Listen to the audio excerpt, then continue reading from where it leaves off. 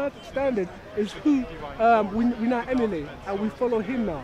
And so that's why I say it's not just being a good person. You now have to be, you now have to come to realization that you're a sinner and that you need Jesus Christ to cleanse you and to wash you, to make you brand new. And then he gives you his Holy Spirit. And when his Spirit is inside of you now, he enables you to be able to overcome, not through your own willpower, but to be able to overcome those temptations, those sins, and those things that stop you from becoming more like him. And that's Sadly, this is such an underexploited talking point. It's the notion that the Holy Spirit works continuous sanctification in the believer, causing him or her to grow in holiness and become, as the young preacher just said, more Christ-like. Many Christian preachers, like this young man, make the claim of the Holy Spirit indwelling them and working within them a sort of regeneration over time. I want to explore the logical outworkings here, which I believe many preachers really have not thought about in great depth. The implication here is essentially a falsification test. This belief can be demonstrated to be false, practically demonstrated to be false by Christians themselves. Let me explain. What is essentially being said here is that a Christian who has been a Christian for a pretty lengthy amount of time should be able to be more morally upright than anybody else. Let's take somebody who has been a Christian for at least a decade. This person, in theory, would have had the Holy Spirit working within them and making them more Christ-like for a decade. That's 10 years. However, this belief is at loggerheads with what we observe within the Christian community on the ground in real life. If this Christian preacher truly believes the Holy Spirit works within Christians, then how can he explain why Christians are often surpassed by other faith groups in self-discipline? Self-discipline here referring to the ability to avoid sins and do righteous actions. Or how about the fact 75% of Christians are mired with struggle against porn? And I don't say this in any jest. I don't say this in any mockery. Martin Saunders uses a straw poll, which he conducted in 2014, to conclude, this is a rough conclusion, you can make of it what you want, 75% of Christian men are engaging with porn on, let's say, a monthly basis. Let's delve further into this investigation. Within those stats, there are some interesting details. The main one that I want to highlight, 42% of Christians said they would describe their behavior as compulsive or an addiction. Are you seriously trying to tell me 4 out of 10 Christians have the Holy Spirit in them, yet they can't beat a serious addiction or compulsion to porn? This is online lust, material of an adult nature.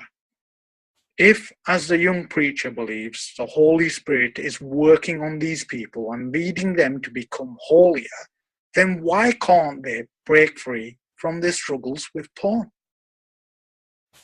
Are you not indirectly insulting the Holy Spirit here in vocally declaring that you have the Holy Spirit in you, whilst you yourself struggle with this issue of lust or other issues of lust or other sins? Serious pastors admit they are struggling with lust too. And these guys have been Christians for a long time. Other women? Yes, that's. I mean, obviously I'm not just in some continual state of lusting after other women, but there are times when I would think a wrong thought in that way. I mean, I think that that's a temptation that's common to man. I'm not proud of that. I'm ashamed of that. Just so we are clear, I'm not railing against men for having issues with lust. We're all humans. But my concern here is purely a religious concern. Now, other men of other faiths, non-Christians that is, can manage to resist the temptation of porn.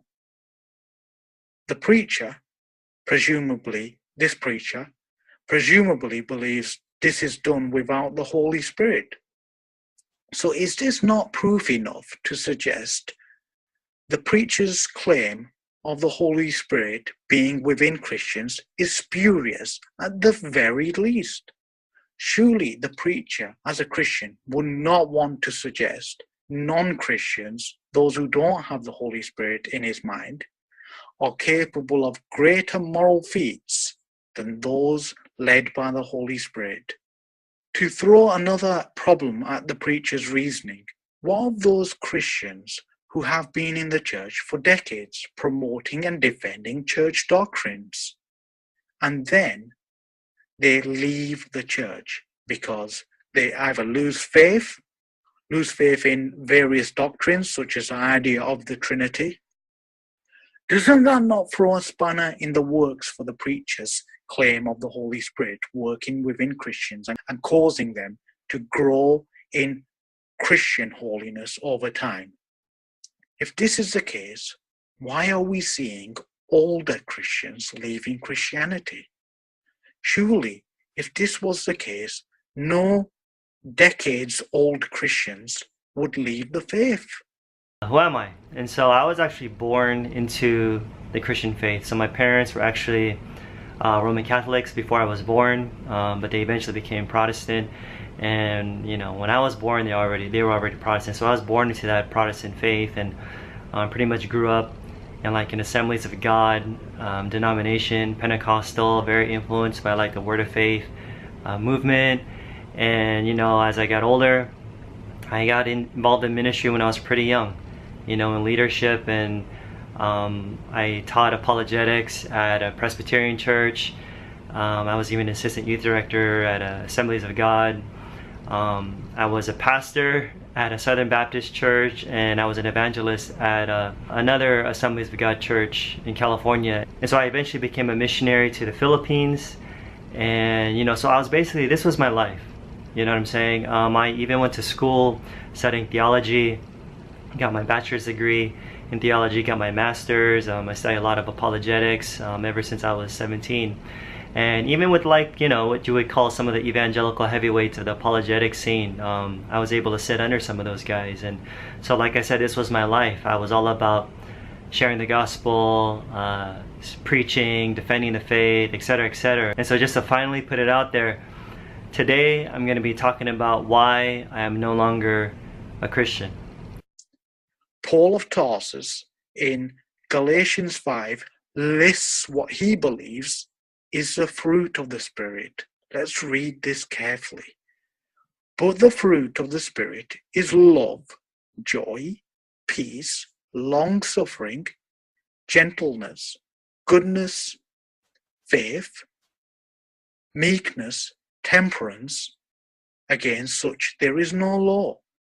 I want you to notice this is all stuff you can observe in a Buddhist, Muslim, Sikh, Jew, or even, dare I say, in some atheists.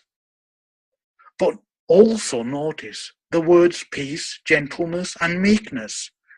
Our Christian friends may be a little surprised to see a couple of rabbis suggesting Christians are arguably the most violent people in history. The world has never seen so much warfare, bloodshed, suffering, confusion, inhumanity, etc. as since the coming of Jesus, and very much, if not most, unfortunately, in his name. One might even say that what nation has not only not brought peace to the world, but has been most warlike? Those of Christendom. What nation has brought upon us such strife in the world? That of Christianity. How is this if Christians have the Holy Spirit and the Holy Spirit leads them to peace and gentleness? How can other groups, Buddhists, Sikhs, Muslims, etc., be seen as more peaceful and gentle than Christians? So what exactly do Christians believe the Holy Spirit gives them that others cannot achieve in character and moral standing?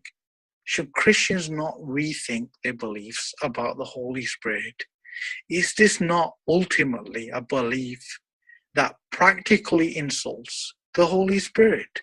And that's a rhetorical question for our Christian friends to wrestle with in a serious-minded fashion.